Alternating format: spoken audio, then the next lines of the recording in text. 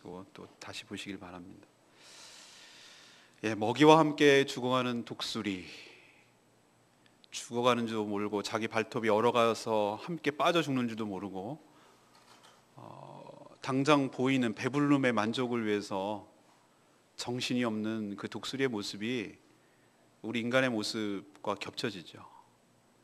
죽을 줄 모르고 탐욕의 눈이 어두워서 먹는데 정신 팔려서 그렇게 살아가는 인간의 모습이나 독수리나 다를 바가 없다는 생각이 들어서 오늘 동영상을 보고 우리의 모습을 투영하고자 이 모습을 본 것이죠.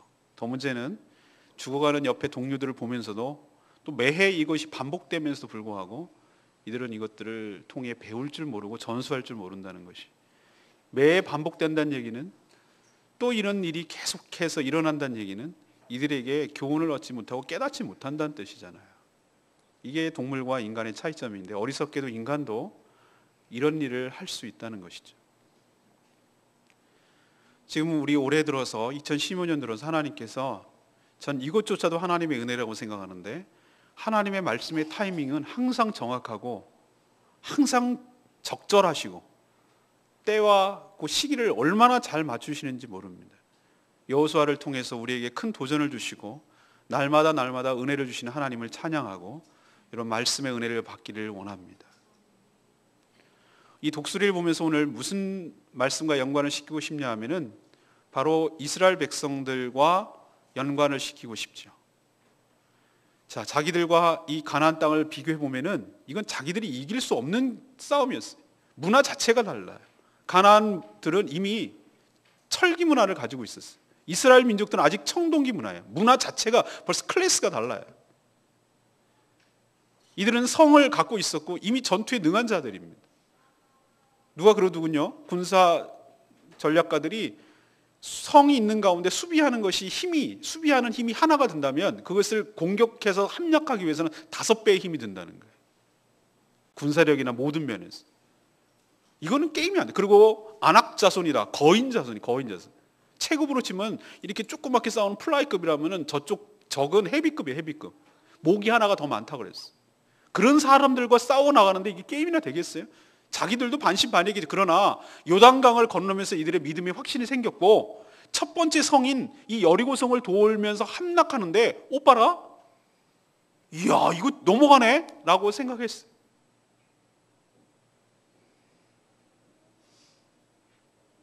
늑대를 잡는데 방법이 있대요.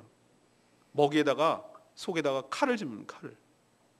먹이를 열심히 먹다가 그 먹이 속에 칼이 있는데 자기 칼에 자기 혀가 매는데 그 피맛에 취해가지고 자기 피인지도 모르고 그것을 막 먹느라고 정신없다가 그래서 죽는데. 하나님께서 분명히 이거는 온전히 바쳐진 것이라고 했는데 딱 승리하고 나니까 안일함에 빠지는 거예요. 이거 되네. 이렇게 생각하고 하나님께 묻지도 않고 기도도 하지 아니하고 그 옆에 있는 찌끄만 아이 같은 성, 그래서 아이성인지 모르겠는데 아이 같은 성은 그냥 3,000명만 보내서 그냥 수고 다 갈 것도 없습니다. 이건 애들 뭐 그냥 장난입니다. 그냥 이렇게 해서 갔더니 이게 웬걸? 완전히 그냥 져가지고 쫓겨나가지고 큰일 났어요. 이제 시작하고 있는데, 이제 다 점령한 것도 마지막 성이 아이성이 아니라 이제 시작하고 있는데 이런 일이 벌어졌으니 이게 얼마나 큰 문제겠어요. 이스라엘 백성들 입장에서. 이스라엘 백성들에게 심각한 패배, 이것은 엄청난 위기를 불러왔어요. 자, 우리는 이 스토리에 대해서 잘 알지만 이것을 우리 삶에다 적용해보자 이 말이죠. 우리 삶이 여러분 지금까지 나름대로 뭐 10년을 살건 짧으면 짧대로 20년, 30년, 40년, 50년, 60년, 70년 살아왔는데 여러분 항상 이렇게 승승장구하고 치고 올라갔습니까? 여러분 인생도 굴곡이 있었잖아요. 어떨 때는 팍 떨어질 때도 있었고 어떨 때는 올라간 적도 있었고 이렇게 이게 굴곡이 부침이 심한 것이 바로 인생이지요. 근데 문제는 이렇게 어려움을 겪었을 때, 우리가 실패를 겪었을 때, 낭패를 겪었을 때 어떻게 해야 되는지가 그 뒤에 어떻게 성공하는지에 대해서 결정적인 영향을 준다는 것이에요. 그래서 오늘 말씀을 어떻게 준비했는가? 여러분 삶에도 살다 보면은 반드시 어떤 실패의 경험을 할 때가 있을 겁니다. 누구처럼? 이스라엘 백성들이 아이성, 조그만 별 볼 일 없다고, 이거는 그냥 능히 이길 거라고 생각한 거기서 큰 코를 다친 거예요. 이런 어려움을 닥쳤을 때, 이런 실패를 경험했을 때 어떻게 대처하고 어떻게 나가서 이것을 극복하고 이것을 전환시키고 이것을 제기하고 이것을 궁극적으로 승리를 이끌어낼 것인가, 이것에 대해서 여러분 하나님 말씀을 통해서 교훈을 얻으시고 실패를 통해서 딛고 일어서서 최후 승리를 여러분이 가져가게 되시는, 승리하는 인생 되시기를 간절히 바랍니다. 그렇기 때문에 오늘도 하나님의 말씀을 귀담아 들어야 돼요. 그래야 하나님의 음성을 듣고 그 말씀대로 살아가서 승리를 얻을 수가 있기 때문에, 우리도 실패할 수 있기 때문에, 그런 경험을 우리도 수많게 해왔기 때문에. 그럼 오늘 말씀에 비추어서 하나님께서 이 실패를 통해서 우리에게 뭘 가르쳐 주시고 우리도 뭘 배울 것인가? 첫 번째, 이거를 가르쳐 줘요. 범죄는, 하나님께 죄를 짓는 것은 모든 것을 다 빼앗기고 앗아가게 한다는 거예요. 모든 문제에는 하나님 앞에서 지은 죄 때문에, 하나님 관계가 깨졌기 때문에 일어나는 문제라는 것을 우리에게 보여주시는 것이에요. 그것은 여리고성 함락작전에서 아간이라는 자가 하나님의 전리품, 하나님의 것을 갖다 도둑질한 사건으로 나타납니다. 하나님께서 여리고성을 함락하기 전에 사전에 분명하게 말했어요. 딴소리 못하도록, 우리 못 들었어요 라고 못하도록 하나님께서 뭐라고 얘기했냐면은, 이것은 요단 서편으로 들어가서 가나안 땅 정복 전쟁을 하는 첫 번째 성이기 때문에 이 첫 번째 성은 하나님께 온전히 바쳐라 라고 말씀하셨어요. 이건 첫 열매이기 때문에 하나님께 온전히 드려라 라고 하나님께서 미리 말했어요. 너희들이 개인적으로 갖지 마라, 이렇게 얘기했어요. 그리고 살려두지 마라. 헤렘, 이걸 헤렘이라고 하는데 진멸시켜라.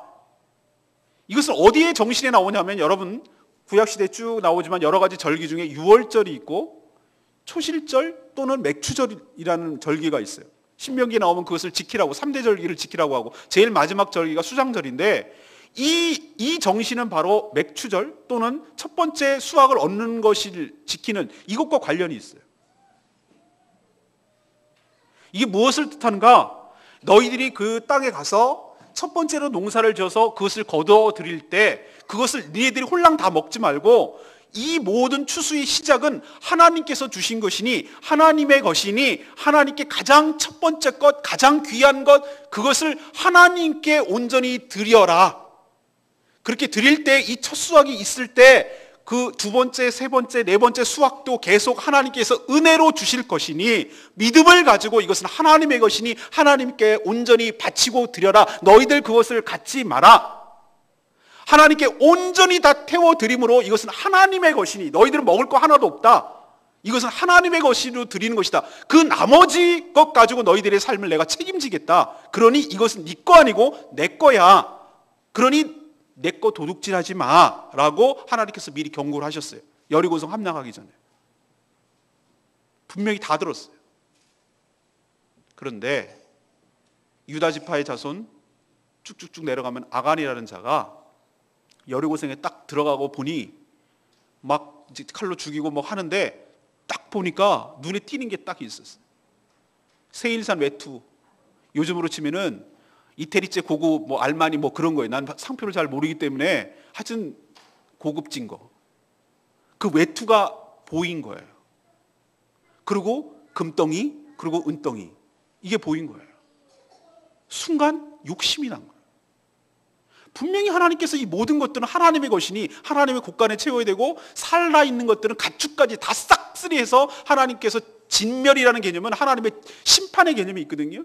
가나안 땅을 하나님의 도구로, 이스라엘의 도구로 그들을 죄에 대해서 심판한다는 개념도 있기 때문에 살려둬서는 안 되는 것이, 또 하나 목적은 그것이 악영향을 끼치기 때문에 그것을 살려둬서는 안 된다는 여러 가지 다목적 포석이 있어요. 이건 하나님께 드려야 된다는 점도 있고, 이것을 죄에 물들 수 있으니 그것을 아예 뿌리를 제거해야 된다는 그런 개념도 있고, 하나님께 온전히 바쳐야 되는 그런 개념인데 그것을 가진 거예요. 그리고 몰래 가지고 와서 자기에 있는 그 장막 밑에다가 감췄어요. 저는 아간이 이 범죄하는 과정을 유심히 봤는데, 동사를 유심히 전 봤어요. 동사. 아간이 어떤 죄를 지었는가 했는데, 이게 죄를 짓는 패턴과 너무나 익숙하다는 것을 알고 내가 놀랐어요. 아간이 그 고급 외투와 금덩이, 은덩이를 보고 그리고 탐내어, 욕심이 생겼어요. 그리고 그것을 가져가서 그것을 숨겼더라. 이게 죄를 짓는 과정이에요. 근데 이게 어느 장면에서 나오냐면은 죄의 첫 번째 시작이 되는 바로 에덴 동산에서 하와가 한 거랑 너무나 똑같아요. 이게 제일 일반적인 패턴이란 뜻이에요. 하와가 보고 먹음직도 하고 보암직도 하고 지혜롭게 할 만하고 눈이 떠지면 하나님과 동급이 되겠다라고 생각하는 마음의 욕심이 생겼어요. 그걸 가지고 따먹고 자기가 지은 죄를 아니라고 부인하고 은폐하고 숨기려고 했어요. 이게 바로 우리 인간이 하나님 앞에 짓는 죄의 패턴이에요. 보고 탐내고 가지고 숨기고. 아간이 그런 것을 했단 말이에요. 모든 죄는 사람에게 짓는 것처럼 보이지만 모든 죄는 하나님께 짓는 것이에요. 자꾸 죄를 저 사람에게 피해를 준 것만 죄라고 생각하는데 no. 모든 죄는 그래서 하나님께 뭘 해야냐면 번제를 속죄제를 드려야 되는 것이고 또 다른 속건제를 또 드려야 되는 것은 배상의 개념이고 또 하나님 앞에 속죄제를 드려야 되는 것은 죄를 하나님과의 문제가 되기 때문에 두 가지 제사를 용서를 받을 때 그걸 다 드려야 되는 이유는 그런 의미가 있기 때문에 죄는 사람에게 짓는 것처럼 보이고 누구에게 피해를 주는 것처럼 보이고 그렇지만 모든 죄는 하나님께 짓는 것이에요. 하나님의 명령을 어기고 자기 마음대로 하려는 경향. 이것이 바로 죄의 속성이에요. 성공했습니까? 깜짝같이 감췄으니까 하나님 모르면 되는 것입니까? 하나님 모를 겁니까? 하나님 속아 넘어갑니까? 서양 속담에 죄가 죄인을 찾으리라. 죄가 죄인을 찾아간다고요. 하나님께서 아간을 찾아내셨어요. 문제는 아간이 죄를 졌는데 하나님께서는 여호수아에게 진노하면서 아이성 패배 이후에 뭐라고 얘기했냐면 이스라엘이 범죄하였느니라. 이런 표현을 쓰고 있어요. 이 얘기는 뭐냐면은 분명히 개인이 죄를 졌는데 아간이라는 개인이 죄를 졌는데 하나님 시각에서는 이스라엘 공동체 전체가 죄를 지은 것으로 여긴단 말이에요. 제가 말씀드리려는 것은 내가 지은 죄가 나의 문제로 끝나는 것이 아니라 내가 속한 공동체까지 문제를 비화시키고 공동체가 죄를 지은 꼴로 만들어버린다 이거예요. 이게 문제의 심각성을 좀 아셔야 된다는 거예요. 나 혼자로 문제가 끝나는 것이 아니라 내 지체에 있는 내가 속해 있는 교회를 갖다가 죄를 짓게 말고 죄를 오염시키게 만들고 공동체 전체가 하나님 앞에 죄를 짓게 하는 그런 심각한 문제가 생긴다는 거 여러분 인식하고 계셔야 된다는 거예요. 그것 때문에 아이성에서 패배한 직접적인 원인이 됐어요. 아이성. 문제는 아이성에서 딱 패배하고 나니까 이스라엘 백성들이 마음이 간담이 녹았다고 그랬어요. 이 얘기는 뭐냐면은 전에 누가 간담이 녹았죠? 여리고성에 있는 라합의 보고에 의하면 지금 가나안 땅에 있는 사람들이 간담이 녹았다고 그랬어요. 요단을 마른 땅처럼 건너는 그 하나님의 이스라엘 백성들 뒤에서 역사하시는 그 하나님의 보고 완전히 녹았는데 이 아이성 때문에 아이성 패배 때문에 완전히 역전이 된 거예요. 이번에 이스라엘 백성들이 간담이 녹는 거예요. 근데 아이성 패배의 직접적인 원인은 아간의 이런 탐심 때문에 생겨난 범죄예요. 여호수아가 아이성 패배의 문제 심각성을 갖지 않았어요. 이것으로 인해서 적들이 여봐라 이거 별거 아니구만 이거. 야 우리 연합해가지고 시작하기 전에 이거 싹 없애버리자. 화근을 없애자. 이렇게 되면 우리가 멸절당할까 두렵습니다라고 하나님께 기도하는 장면이 나와. 여호수아는 지금 그게 염려가 되는 거예요. 제가 말씀드렸죠. 모든 전쟁은 심리전에서 끝난다고. 멘탈 게임이라고. 누가 이기고 들어가느냐 이기고 지느냐는 이건 심리에서 끝나요. 마음 상태에서 끝나는 거예요. 근데 지금 마음이 누가 녹았냐면은 적들이 녹아 있어야 되는데 이 아이성 패배로 인해서 이스라엘 백성들이 지금 마음이 녹아 있어서 이건 지는 거예요. 이렇게 이런 상태로 가면은 정복은 고사하고 가나안 땅 정복은 고사 자기들이 다 죽게 생겼어. 이게 바로 범죄 때문에 아간 한 명의 탐심 때문에 일어난 엄청난 일들이에요.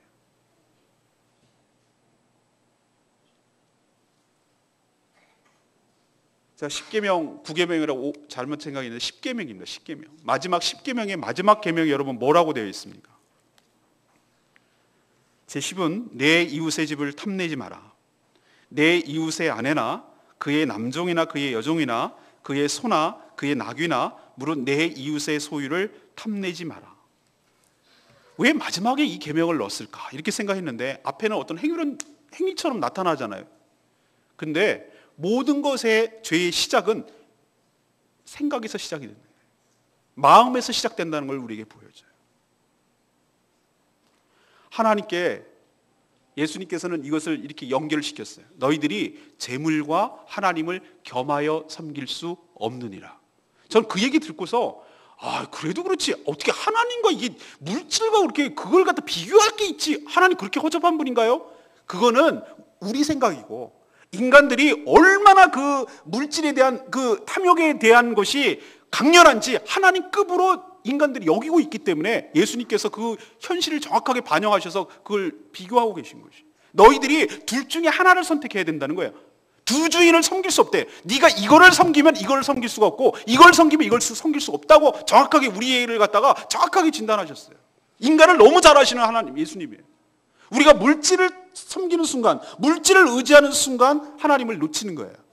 하나님을 붙들 때 우리는 물질을 놓을 수가 있는 거예요. 아간이요? 우리는 표면적으로 그것을 몇 가지 그거 숨겼다고 뭐 이렇게 크게 일을 크게 확대시킵니까? 라고 말하지만 그 아간 한 명이 뭘 의미하는가? 그거는 불신과 불순종을 다 보여주는 거예요. 하나님 못 믿겠다는 거예요.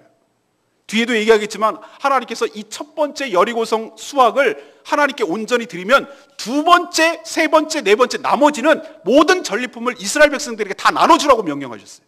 아간은 그걸 못 참아. 그걸 못 참아. 하나님을 못 믿는 거예요.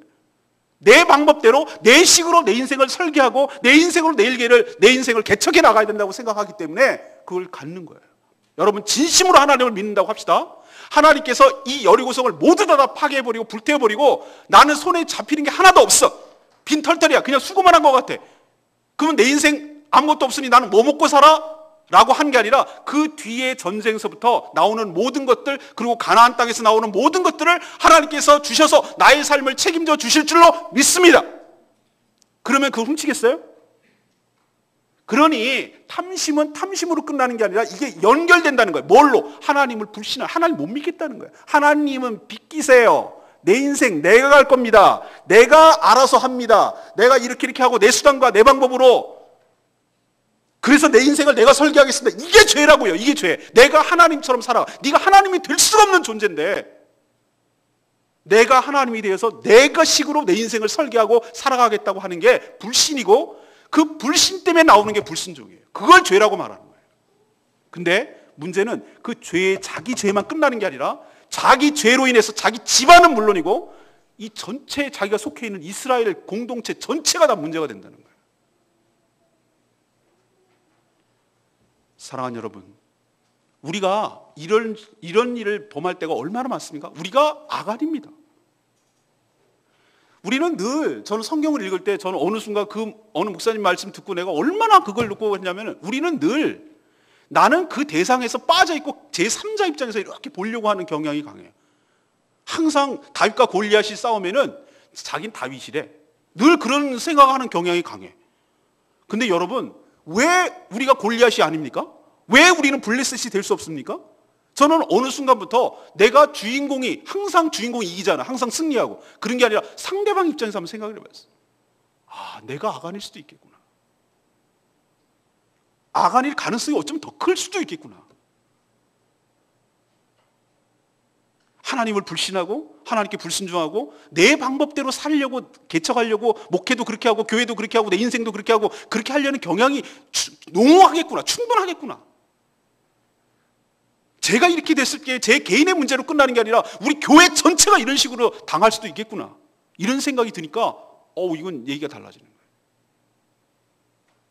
사랑하는 여러분, 이게 아간의 문제가 단순 도둑질이 아니라 이게 엄청난 불순종과 공동체 전체를 파괴할 수 있는 심각한 죄로 연결된다는 걸 기억하시고, 여러분, 내가 짓는 죄가 나의 문제로 끝이지 않는다는 걸 기억하시고, 그리고 이 뒤에 결국 보시면 알겠지만 이 나로 인해서 한 집안이 몰락하고 한 모든 것들이 다 쑥대밭이 돼. 그 아간과 속해 있는 모든 가족들, 심지어 가축들까지 아골골짝에서 다 죽는 것을 볼 때, 이야, 죄 하나가 싹 쓸어버리는구나.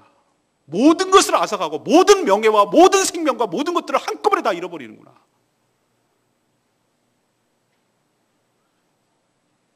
그런 얘기를 또 할 것도 없지만 대한항공 조현아 부사장 보세요. 자기는 이거 하나로 인해서 어떻게 파급이 될지 생각이나 했겠어요? 만약에 그런 생각을 했다면 그렇게 못하죠. 나 하나 개인의 문제가 아니라 이렇게 송두리째 모든 것을 앗아간다는 거 여러분 기억하시고, 죄에 대한 심각성을, 경각심을 가지시고, 이 아이성 패배를 통해서, 아니면 내 삶의 실수와 패배와 이 좌절을 통해서 여러분 뭘 경험하시냐면, 죄는 모든 것을 파괴하고 나의 모든 것을 다 뺏어가고 모든 것을 다 끝내는구나. 그럴 수 있는 소지가 있는 것이구나. 그리고 나 혼자뿐만 아니라 내가 속하는 공동체까지 파괴할 수 있는 것이구나. 이렇게 무서운 것이구나 라는 것을 심각하게 생각하시고, 죄를 미워하고 죄를 싸우고 죄의 근처도 가지 않고 죄와 싸워 승리하는 저와 여러분 되기를 소망합니다. 이걸 가르쳐주는 거예요. 두 번째는 뭐냐? 성도의 무기는 거룩함에 있다는 걸 우리에게 가르쳐줘요. 범인 색출 작업이 제비뽑기로 시작됩니다. 그리고 아간이 결국 드러나고 아골골짜기에서 죽는 그 과정을 통해서 여러분들에게 교훈을 하려는 것이죠. 자, 아이성 패배가 딱 나타났을 때 저는 여호수아에게서 굉장한 그 지도자로서의 그 모습을 보는 거예요. 정말 훌륭한 점이에요.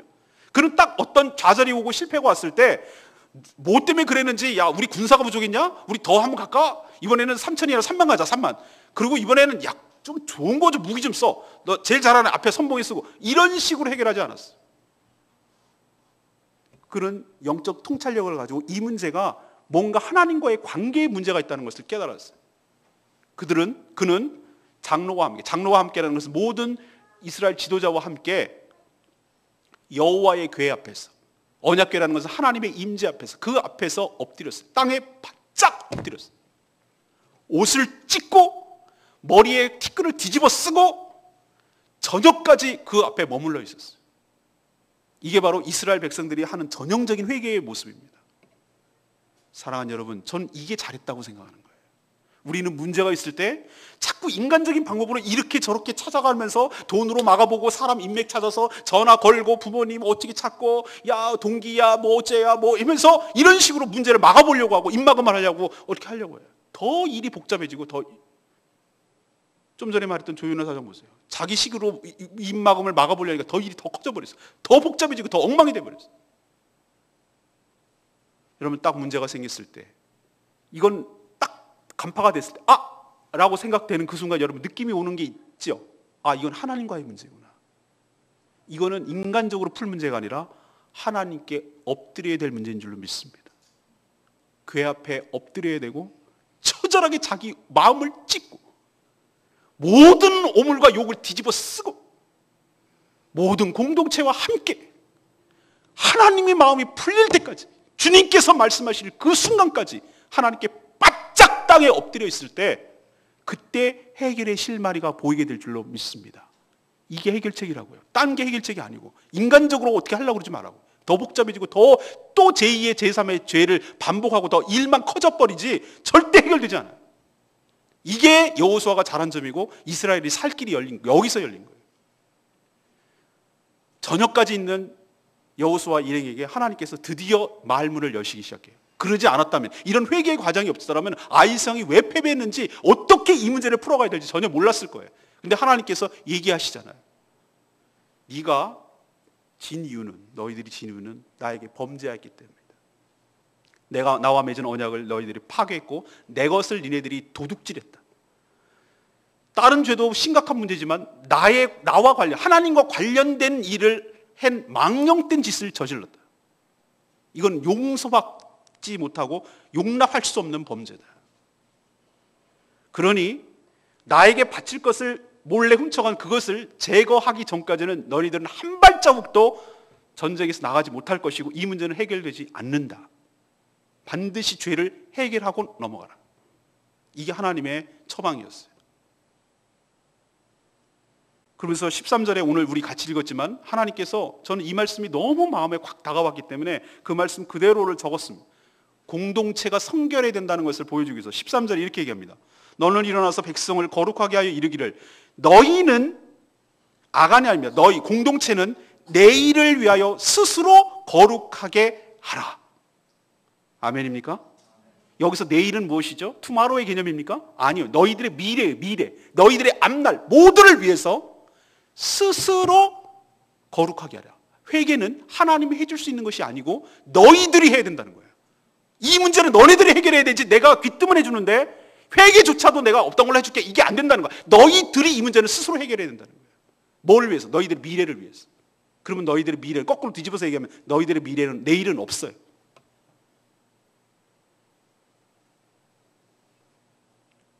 그리고 그 방법도 알려줍니다. 제비뽑기를 하라. 14절 아침에 지파 가까이 오고 뽑히는 대로 또 족속대로 가까이 나올 것이요 또 뽑히는 대로 여호와께서 뽑히는 대로. 이 영역 제비뽑기는 너희들의 영역이 아니라 하나님의 영역이라는 것을 보여줘요. 그렇죠. 제비뽑기가 누가 될지 어떻게 알아? 이건 사람의 영역이 하나님께서 하시는 거예요. 근데 제가 아침 기도에도 말씀드렸습니다만 하나님께서는 누구가 때문에 이 아이석이 졌는지에 대해서 알고 계세요. 아간이라는 거 알고 있어요. 하나님은 알아요. 근데 왜 하나님께서 다이렉트로 여호수아에게 아간 때문에 그래, 걔 잡아다가 죽치고 걔 끝내 라고 말하지 않았을까요? 전 여기서도 하나님의 은혜와 사랑을 발견합니다. 죄는 처결해야 되긴 처결해야 돼. 죄를 없다고 무마할 수는 없어요. 하나님의 속성상 공의의 하나님께서, 거룩하신 하나님께서 죄를 없던 것으로 쳐줄 수는 없어요. 죄는 반드시 제거돼야 돼요. 그러나 그 죄를 처결해야 되는 과정 중에도 하나님께서 회개할 기회를 주시는 줄로 믿습니다. 좁혀가기 시작해. 12지파에서 12개 중에서 유다가 걸렸어요. 그 모습을 모든 백성들이 다 지켜보고 있어요. 여러분 아간 입장에서 한번 생각하고 아간과 딸린 식구들 입장에서 생각해 보자 이거예요. 12지파 중에서 자기 지파가 유다 지파가 걸렸어. 그럼 여러분 뭐라고 생각하겠어요? 에이 설마. 근데 자기 가문이 이제 좁혀 들어가기 시작. 유다 가문 중에서 유다 지파 중에서 누구 가문 딱 이렇게 걸리는 거예요. 좁혀 들어가기 시작.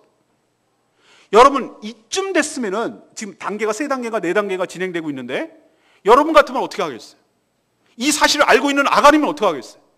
이거는 하나님의 영역이구나. 하나님께서 나를 찾아가고 있구나. 죄가 나를 찾아가고 있구나. 하나님께서 지금 선별해 나가고 있구나라고 깨달았을 때 여러분이라면 어떻게 하겠습니까? 제가 그랬습니다. 제가 잘못했습니다. 제가 죽이려면 저 때문에 그렇습니다. 라고 하나님 앞에 나가서 바짝 엎드렸더라면 역사는 만약이라는 게 없지만 그랬더라면 저는 하나님의 성품을 걸고 말씀을 드리는데 하나님께서 또 한 번의 이 아간도 기회를 주셨을 줄로 믿습니다. 기회를 놓쳤어요. 끝까지 침묵했어요. 좁혀 들어가고 지금 좁히고 가고 있는데 하나님이 지금 찾아가고 있는데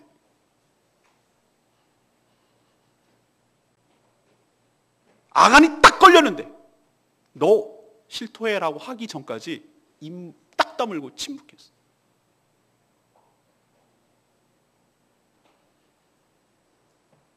결국은 자기가 걸렸고 자기 장막에서 모든 물증이 나왔고 너희들이 어떻게 우리를 괴롭게 하였느냐. 여호수아가 그렇게 말했어요. 너 때문에 우리가 모두 하나님께서 이번에 너희를 괴롭게 하리니. 아간, 가족들, 가축들, 아간에게 속한 모든 물건들 하나도 남김없이 다 고스란히 가지고 와서 아골 골짜기로 데려가고 돌로 던져서 싹 죽이고 하나의 거대한 기념탑을 만들어버려요. 그게 우리가 부름받아 나서님은 어디든지 가오리다. 거기서 나오는 아골 골짜기가 여기서 나오는 거예요.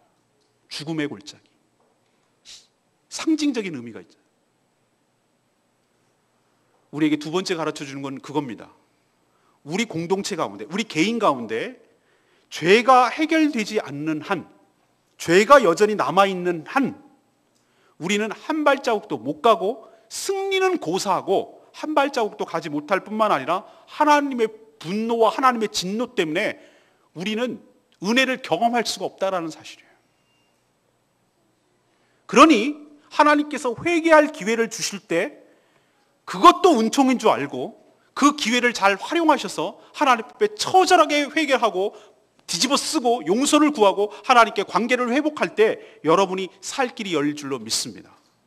성도가 무기는 뭔가? 우리 교회의 강점이 뭔가?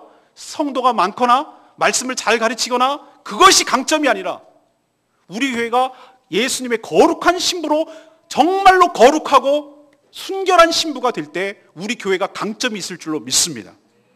제가 이거 빈말이 아니라 진심으로 말씀드리는데 저는 막 부품하게 막 숫자가 막 엄청나게 큰 것 결코 원하지 않습니다. 그럴 감당 능력도 안 되고요. 저는 다만 하나님께 바라기는 모든 저부터 모든 한 분의 모든 공동체의 구성원들이 그리스도 안에서 거룩한 신부로 정결한 신부로 하나님 앞에 말씀과 성령으로 충만하여서 죄와 상관없이 죄와 싸워 이겨나가면서 모든 교회 공동체의 구성원들이 정말 하나님 앞에 거룩하고 정결한 삶을 삶으로 우리 교회가 하나님 보시기에 정말로 깨끗하고 정말로 아름답고 정말로 성숙한 순결한 그런 신부 같은 교회가 되기를 간절히 소망합니다. 그럴 때 성도의 무기가 있다. 거기에 하나님의 임재가 있고 하나님의 능력이 있고 그런 교회는 승승장구하고 그런 교회는 하나님의 역사를 이룰 수밖에 없을 줄로 믿습니다. 하나님의 교회는 거룩함이 유지돼야 돼. 더러움이 있어서는 안 돼요. 그걸 우리 두 번째 우리에게 가르쳐줘요. 세 번째는 뭔가 우리가 교훈을 받았으면 그것을 얻고 자기 것으로 만든 다음에 다시 재기해야 된다는 것을 가르쳐줘요. 이 아골골짝에서 죄가 제거되자 하나님과의 관계가 다시 회복되기 시작합니다. 여기서 우리에게 가르쳐주는 분명한 교훈은 죄가 제거되어야만 하나님 관계가 회복된다는 거예요. 그러지 않고는 하나님 관계가 회복될 수 없다는 것을 분명히 보여줘요. 그리고 하나님께서 다시 여호수아에게 말씀하셔서 은총을 베풀어 주십니다. 너 한번 실수했으니까 넌 끝나 라고 하지 않으려 하시고 우리에게 세컨 찬스를 주시는 하나님을 찬양합니다. 하나님 항상 이렇게 돼요. 우리가 회개하고 그러면은 야, 너 한번 실수니까 넌 안 돼 라고 말하지 않고 우리를 다시 한번 기회를 주셔서 은혜를 베풀어 주신 하나님을 여러분 신뢰하시길 바랍니다. 아이성 다시 가라. 내가 너희들이 붙였으니 이 성을 차지하고 거기에서 나오는 모든 전리품을 너희가 갖게 되리라. 근데 여기서 여러분이 잘 선택하고 판단하셔야 돼요. 우리는 트라우마 이런 말을 많이 씁니다. 트라우마는 사실 정신의학적인 그런 용어죠. 근데 트라우마라는 말을 이렇게 일상적으로 뭐 조금만의 마음의 섭섭함도 트라우마래. 그 정도 갖고 트라우마라고 말하면 안 되고요. 정말 내 일생에 있어서 뭔가 주저하게 만드는 심각한 어떤 정신적 장애 뭐 이런 걸 트라우마라고 그러는데 우리는 뭐 조금만 마음에 섭섭해도 뭐 트라우마 생겼느니 어쩌 이런 거 아니에요. 근데 정말로 아이성 전투가 이 이스라엘 백성들에겐 큰 주저함이 됐을 거예요. 왜? 정말 승승장구해서 나갔더니 거기서 큰 충격을 받고 막 지고 그랬단 말이에요. 근데 이 심리적 간담이 녹은 이것을 회복하기에 얼마나 주저함이 생겼겠어요. 아간 죽었으니 괜찮아 다시 올라가. 여러분 그래도 여러분이라면 어떡하겠어요? 그래도 주저하는 거예요. 이때 하나님을 다시 신뢰하는 믿음의 회복이 필요한 줄로 믿습니다. 여기서 한 발짝도 못 가고 여기서 주저하고 머뭇머뭇하고 그런 거 하나님 원치 않았어요. 우리도 실수할 수 있어요. 우리도 실패할 수 있어요. 우리도 넘어질 수 있어요. 근데 그 뒤가 중요해요. 우리가 회개하고 그 문제가 하나님 앞에 회개되고 하나님과 관계가 다시 회복됐다면 다시 믿음을 가지고 주님 주시는 말씀 붙들고 저 성을 다시 공략해 들어가고 다시 재기하고 다시 도전하고 그래서 승리하게 될 때 그 성이 우리 것이 될 줄로 믿습니다. 많은 사람의 경우 여기서 머뭇머뭇하고 끝내버리는 인생이 얼마나 많은지 몰라요. 한번 크게 낭패를 경험하고 한번 크게 어려움을 겪어하고 인생의 쓴맛을 한번 경험하고 나서는 내가 여기까지인가 보다 하고 두려워서 그 이상을 못 넘어가고 거기서 그냥 갇혀가지고 인생을 끝내버리는 그런 어리석은 인생이 얼마나 많은지 몰라요. 그러나 그렇지 않습니다. 하나님과의 관계가 회복되면은 우리의 가장 큰 어려움이 아이성의 견고한 성이 아니라 하나님과의 사이에 있었던 이 죄가 문제였는데 이 죄가 해결됐으니 우리의 가장 큰 난관이 해결된 것이고 하나님이 우리와 함께 하신다면 우리에게 해주셨던 약속이 여전히 유효하고 두 번째 은혜와 세컨 찬스를 주시는 하나님의 그 약속의 말씀을 신뢰하고 다시 일어서서 나가 싸울 때 그 성을 우리가 차지하게 되고 그 트라우마, 그 어려움들을 극복하고 승승장구하게 될 줄로 믿습니다. 여기 기로에서 여러분 잘하시라는 뜻이에요. 교훈을 얻으시라. 하나님께서는 싸우려는 그 의지를 보이는 자들에게 작전을 지시하세요. 지혜를 주신다고. 이번에는 성을 도는 작전이 아니라 항상 하나님께서 쓰시는 카드가 맨날 0점이라고 생각하시지 마세요. 하나님이 쓰시는 카드는 수만 가지입니다. 이 모든 천지 만물을 지으신 하나님께서 쓸 수 있는 지혜가 그렇게 편협하고 좁을겠습니까? 하나님의 카드는 상상을 초월하고 인간을 뛰어넘어요. 여리고성은 도는 것이었다면 아이성은 전공법을 쓰는 거예요. 전공법을 쓰되 매복 작전을 써요. 사람도 그 당시에 그런 군사 작전을 쓰리라고 상상도 못했어요. 이쪽에 사람을 매복 5,000명을 시켜놓고 저기서 싸우는 척하다가 뒤돌아가니까 이것들이 또 아이성 사람들이 그냥 사기가 올라가지고 막 쫓아가는 거예요. 문 열어놓고 매복 환자들이 딱 단창을 들고 신호를 보내자 5천 명이 딱 들어가는 거예요. 아이성으로. 그리고 불을 질러버렸어요. 그리고 딱 뒤돌아섭니다. 쫓기던 도망가는 척하던 주력군도 딱 뒤돌아섭니다.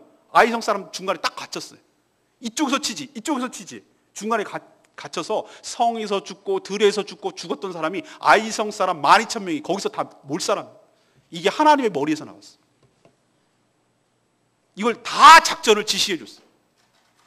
사랑하는 여러분, 하나님께서 관계가 회복되면 하나님께서 우리에게 지혜를 주셔서 저 적들을 어떻게 공략하며 내 인생의 큰 커다란 장애물인 이걸 극복하면 이걸 넘어서지 못하면은 가나안 정복은 희망이 없어요. 왜? 이것조차가 해결되지 않는데 어떻게 그 다음이 있겠어요?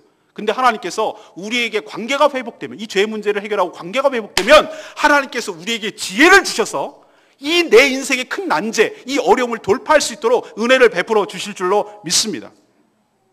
그리고 그 전리품도 다 주시잖아요. 이때 땅을 치면 후회할 자가 누구라고 그랬어요? 무덤에 들어간 아골 골짜기에 들어간 아간. 이걸 못 참아가지고 이거 다 줄 건데 인간이 이렇게 어리석었단 말이에요. 하나님께서 다 여러분의 삶을 필요를 아시고 이걸 다 채워주고 첫 열매를 하나님께 먼저 가장 귀한 자에게 가장 소중한 것을 드리면 나머지의 삶을 책임져 주시는데 이걸 못 참아가지고 이 짧은 시간에 4가지의 벌써 기념비가 세워졌어요.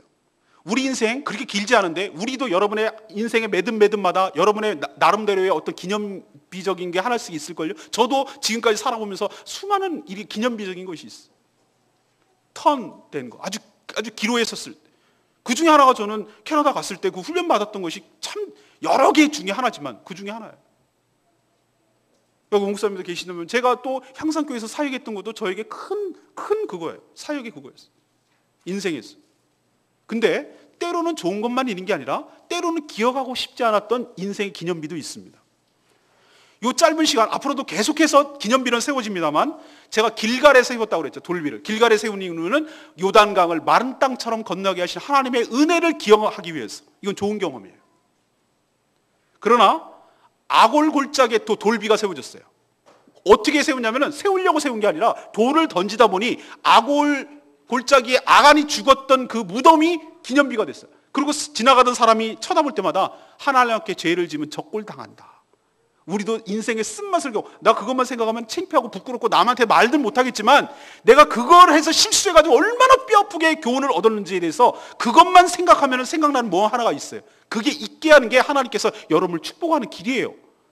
괜히 그런 경험을 하게 하는 것이 아니라 그런 경험을 통해서 그런 체험을 통해서 너희들이 교훈을 얻고 그런 인생의 실수를 반복하지 말란 뜻이에요. 이건 안 좋은 경험. 아이성의 승리, 아이성이 패배, 아이성 성 왕을 잡아다가 나무에 달아놓고 해질 때 죽여가지고 묻어버렸어요. 거기도 돌이 생겼어요. 아이성 보면 깨닫는 게 있죠.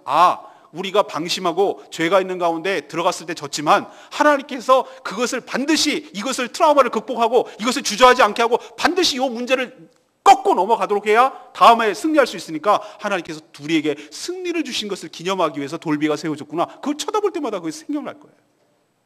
마지막 4번째는 뭐냐면은 여호수아가 모든 이스라엘 백성들 데리고 세겜 땅으로 갔어요. 그리고 축복을 상징하는 그린심산, 저주를 상징하는 에발산에 가서 언약 갱신을 해요.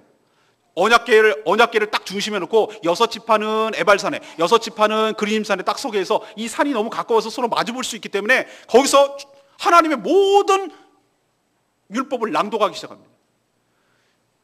모든 탐심을 버릴지니라. 너희들은 남종이나 여종이나 내 이웃의 것을 탐내지 말지니라. 그러면은 아멘, 아멘 이렇게 한단 말이에요. 왜 이런 퍼포먼스를 합니까? 거기에는 모든 백성들이 참여했는데. 그렇구나. 이거를 여호수아는 깨달은 거예요. 우리 짧은 요 가나안 땅을 건너오는 요 짧은 기간이었지만 우리 삶에 축복과 저주가 놓여 있다. 우리가 무엇을 선택하느냐에 따라서 우리 민족과 우리 나라의 미래가 결정되니 너희들 똑바로 알고 우리는 하나님의 뜻 가운데 순종함으로 축복된 삶을 살아야 되지 않겠는가? 축복을 선택하기를 바랍니다라는 의미로 이 모든 것들을 참여하게 한 거예요. 그리고 거기에서 번제와 화목제를 드립니다. 번제는 하나님께 내가 잘못했습니다. 온전히 하나님께 헌신하기를 원합니다. 화목제는 하나님 관계가 다시 회복되시니 하나님과 친밀한 관계 속에 우리 민족이 살아가기를 원합니다. 예배를 회복시키는 것이. 왜? 하나님과 관계가 우리의 무기보다 훨씬 더 중요하다는 것을 그는 깨달았기 때문에, 교훈을 얻었기 때문에 그래요. 그리고 그 돌로 다듬지 않은, 인위적으로 다듬지 않은 그 돌에다가 율법을 새기고 거기다가 세우기 시작합니다. 돌비에 율법을 세웠어요. 영원히 잊지 않도록 하기 위해서 거기에 돌비를 세운 것. 이게 바로 4가지 일어나는 일들이에요. 사랑하는 여러분, 이 짧은 기간 안에 여호수아는, 그리고 이스라엘 백성들은 많은 경험을 했어요. 인생에서. 불신과 불순종의 대가는 너무나 가혹하구나. 우리에게는 늘 선택의 기로에 있는데 하나님의 축복, 저주가 아닌 축복을 선택할 때, 그 길을 선택할 때 하나님께서 우리의 모든 삶을 책임져 주시는구나. 우리의 무기는 군사력이 아니라 하나님과의 관계구나. 예배가 회복되어서 하나님과 관계가 친밀해질 때 우리가 승승장구할 수가 있구나. 이걸 깨달은 거예요. 모든 백성들이 율법을 마음속 깊이 각인을 하고 이 경험했던 4가지의 돌비를, 기념비를 볼 때마다 교훈을 삼고 이런 실수를 반복하지 않고 좋았던 경험을 계속해서 이어가도록 하기 위해서 이 교훈을 모든 백성들이 가져야 되겠구나라는 뜻으로 이 언약 갱신을 하는 것으로 이 8장이 끝나요. 전 여러분에게 똑같이 말하고 싶습니다. 이런 스토리를, 재미있는 옛날 얘기를 들려주려고 여러분에게 한 것도 아닙니다. 이 엄청난 갭이 있고 여기는 지금 이스라엘 가나안 땅이고 지금 대한민국이라는, 그리고 2000년 21세기를 살아가는 우리들에게 이 말씀이 어떻게 유효합니까? 어떤 의미가 있습니까? 우리도 상황과 지역과 조건은 다르지만 우리 인생에 살아가는 건 비슷하단 말이에요. 우리도 때로는 믿음의 생활을 한다고 하지만 우리가 승승장구하는 것이 아니라 정말로 창피할 정도로, 코가 납작해질 정도로 실패 없는 사람은 없어요. 저도 실패하고 쓴맛을 경험하고 얘기하기조차 부끄러운 일을 경험할 때가 얼마나 많은지 몰라요. 그러나 그것이 없기를 바라지 않고 중요한 것은 그것이 있을 때 어떻게 할 것이냐, 그 뒤가 훨씬 더 중요한 문제예요. 오늘 말씀을 통해서 여러분, 그 실패를 겪고 나서 좌절하고 끝낼 인생이 아니라 그것을 교훈 삼아, 오히려 그것을 디딤돌 삼아서 다시 재기하시고 다시 승리하시고 그걸 발판 삼아서 도약하시는 그런 계기가 되기를 간절히 바랍니다. 하나님께서 분명히 가르쳐 줍니다. 결과보다는 과정이 중요하다. 우리는 자꾸 승리했다는 그 결과에 대해서 하는데, 아니요, 그 승리를 이루기까지 과정을 하나님께서 유심히 본다는 거 기억하십시오. 그리고 하나님께서는 어떤 행위보다도 너희들의 존재가 더 중요하다는 것을 깨닫죠. doing의 개념이 아니라 being의 개념. 너희들이 어떠한 존재로 있느냐가 훨씬 더 우리에게 중요한 문제라는 거예요. 하나님 앞에는 거룩하고 성결되는 것이 물질의 많은 것보다 훨씬 더 중요하고, 어떤 성공적인 것보다 하나님께 순종하는 것이 중요하다는 것을 우리에게 뼈아프게 교훈하고 있다는 것 기억하시고, 이 말씀이 우리에게도 이렇게 교훈을 주고 있다는 것 기억하시고 이 말씀대로 살아가게 되기를 원합니다. 여러분 인생에서 실수를 통해서, 똑똑하고 현명한 사람은 실수를 통해서 배우는 거예요. 교훈을 얻는 거예요. 실수를 부끄럽고 은폐하고 축소하고 거짓말하고 합리화시키려는 것이 아니라 있는 그대로를 받아들이고 그 실수를 통해서 자기 자신을 돌아보고 하나님과의 문제는 없는지, 이것이 하나님과의 죄 때문에 생겨난 문제는 아니지, 철저하게 회개하고 하나님 앞에 엎드리고, 그렇게 함으로써 이 죄가 해결되므로 하나님과의 관계가 더 돈독해지고 하나님의 교훈을 얻고 지혜를 얻고, 오히려 실패가 자신들에게 앞으로 살아가는데 얼마나 큰 보약이 되는지 몰라요. 그것을 자기 것으로 만든다면 그 실패는 여러분에게 나쁜 것만이 아니라 좋은 경험이 될 줄로 믿습니다. 마지막 결론은 이겁니다. 여호수아가 세겜 땅에서 언약 갱신을 하는데, 그 언약 갱신을, 그 짧게 언약 갱신하는 모습을 보여주는데, 이 여호수아가 얼마나 그 뼈저리게 느끼는 게 있으면 뭐라고 표현하고 있냐면요, 3번이나 말씀대로 행하니라, 말씀대로 준비하니라, 명령대로 행하니라, 그 말씀 하나님의 뜻대로 행하니라, 말씀대로 말씀대로 말씀대로 행하니라, 이런 얘기를 계속 반복하고 있어요. 이게 우리에게 주는 교훈이라고 생각해요. 우리 인생이 성공하려면요, 왜 우리가 인생이 실패하느냐고요? 말씀대로 행하지 않기 때문에. 우리 인생이 어떻게 하면 재기하냐고? 말씀대로 행하면. 우리 인생이 어떻게 승리할 수 있냐고요? 말씀대로 행할 때. 이렇게 하나님 말씀대로 순종하는 것이 우리 삶에 승리하는 데 결정적인 영향을 준다는 것을 우리에게 가르쳐 주려고 이 말씀을 쓰는 줄로 믿습니다. 사랑하는 여러분도 올 한 해 말씀대로 살아서, 그리고 말씀대로 회복하시고 말씀대로 재기하시고 말씀대로 딛고 일어서셔서 실패가 하지만 실패를 딛고 일어서셔서 승리하시는 저와 여러분 되기를 간절히 소망합니다. 오늘 말씀 붙들고 우리